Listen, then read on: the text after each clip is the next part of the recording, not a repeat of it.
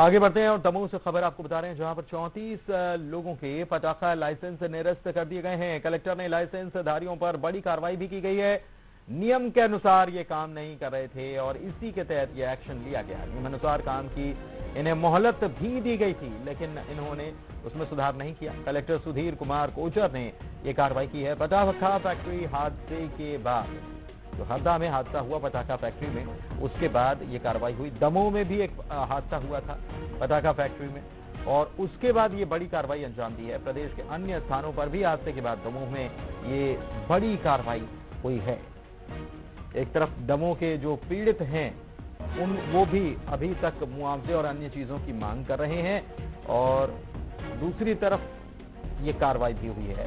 दोनों चीजों के बारे में समझते हैं। आशीष जैन हमारे संवाददाता दमोह से जुड़े हुए हैं। आशीष, जानकारी दीजिए। निश्चित ही मैं आपको बताना चाहूंगा कि जिस तरह से दमोह की पटाखा फैक्ट्री में हादसा हुआ था, उसके बाद जो जिला प्रशासन है वो सक्रियता के साथ जो पटाखा के जो व्यवसायी है, लाइसेंसधारी है, उनको नियमानुसार कार्य करने के लिए लगातार कह रहा था। और इस तरह से नियमानुसार जब कार्रवाई नहीं हुई तो प्रशासन के द्वारा, दमोह के कलेक्टर सुधीर कुमार कोचर के द्वारा बड़ी कार्रवाई की गई है।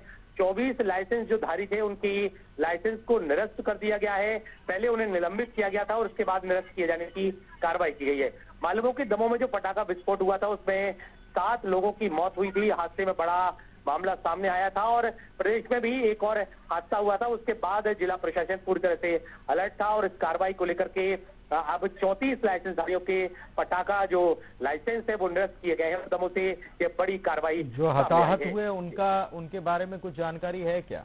जो हताहत हुए उनको, वो भी आंदोलन कर रहे थे? निश्चित ही जो हताहत जो लोग थे उनके द्वारा अभी भी मुआवजे की मांग की जा रही है, लेकिन उनको मुआवजा अभी तक नहीं मिल सका है। और उनका यही भी कहना है कि अभी तक जो मांग की गई है वो प्रशासन ने पूरी नहीं की है, लेकिन प्रशासन ने अन्य लोगों के लिए तो निश्चित ही लाइसेंस निरस्त करके बड़ी कार्रवाई की है। चलिए, बहुत शुक्रिया। ये जानकारी निकलनी बहुत जरूरी थी कि अभी तक इन लोगों को मुआवजा भी नहीं मिल पाया है।